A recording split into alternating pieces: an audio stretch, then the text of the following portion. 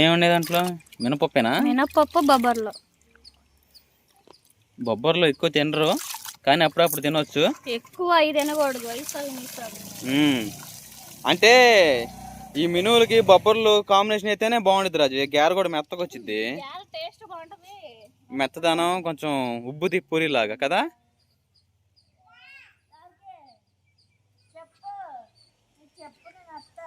ఏదంట ఏం సుహాసు? హాయ్ చెప్పు right. Hi. ఏం పేరు నీ పేరు? సీతయ్య. పిచ్చేది మీ లవర్ ఎదురా?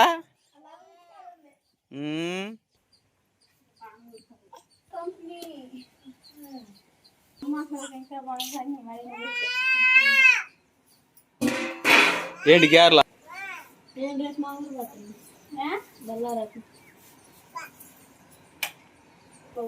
నీ మాయన్నాడంటరా?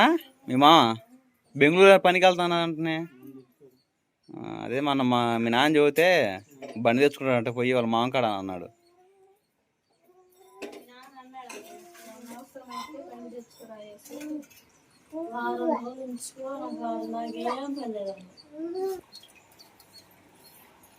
ఏ సుహాసు మినపగుళ్ళు చూడగానే ఎగురుతుండు. జాగ్రత్త. ఆడపిల్ల పనులు బాగా ఇష్టం నీ కొడుకు రాజే.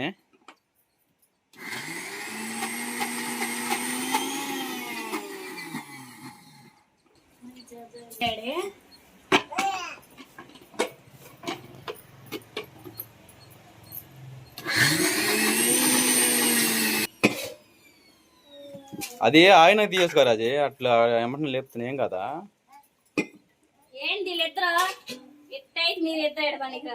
అత్తలు ఆటలు ఎక్కువేనా ఇక? ఇంత మెత్తగా కాదు రాజే, ఇంకా కొంచెం రఫ్గా రావాలి. ఈసారి ముడి సరుకు లాగా ఉండాలి.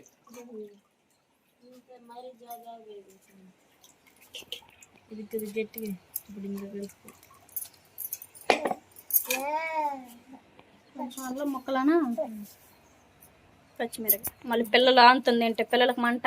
పచ్చిమిర్చి అవి మొత్తం ఈసారి దాంట్లో కలిపేయచ్చు.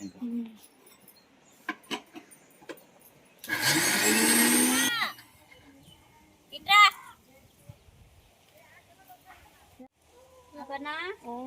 చికెన్ కర్రీ అయితే బాగా ఉడుకుతా ఉంది కదా.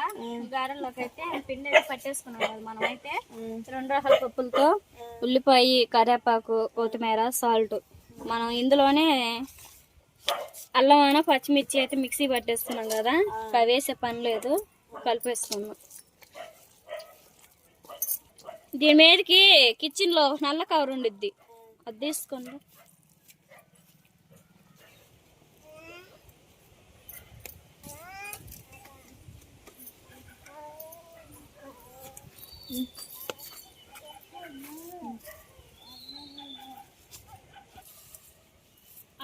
ఉల్లిపాయలు కావాలండి. సరేనండి, ఈ లోపు అయితే చికెన్ కర్రీ ఉడికిందో లేదో చూసేసుకున్నాం. షార్వా అనేది మనకి బాగా మరుగుతూ ఉంటుంది. రెడీ నటి రాజే, దింపేసుకో. సరే, గారెల పిండి కలుపుకుంటున్నావా?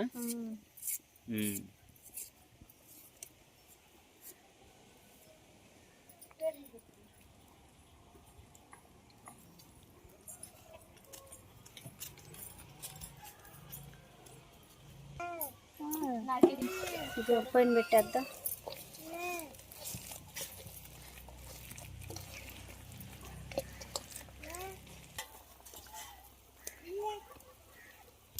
వేసేసరికి నూనె మీద, ఎందుకంటే ఇంత కాంచి గాలి వచ్చలేక మధ్యలో ఆగిపోయింది వ్యవహారం.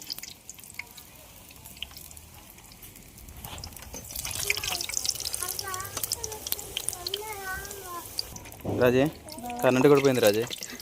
ఈ లైట్ ఉంటే మంచి పని. మనకి గారెల రంగు అయితే వచ్చేసింది కదా, తీసేసి సోడా ఉప్పు కూడా వేయలేదు బావా.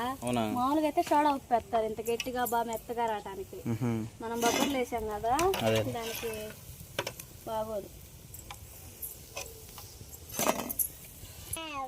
నాటుకోడి కూరలో కూడా సూపర్గా ఉంటాయి రాజు.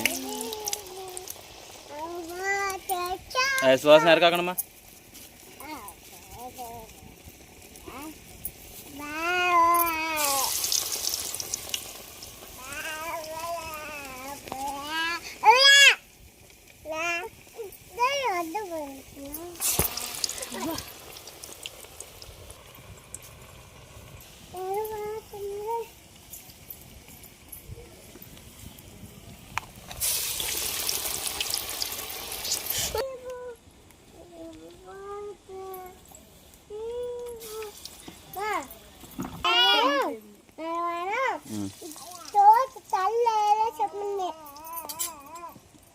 బల్లేదు అమ్మ.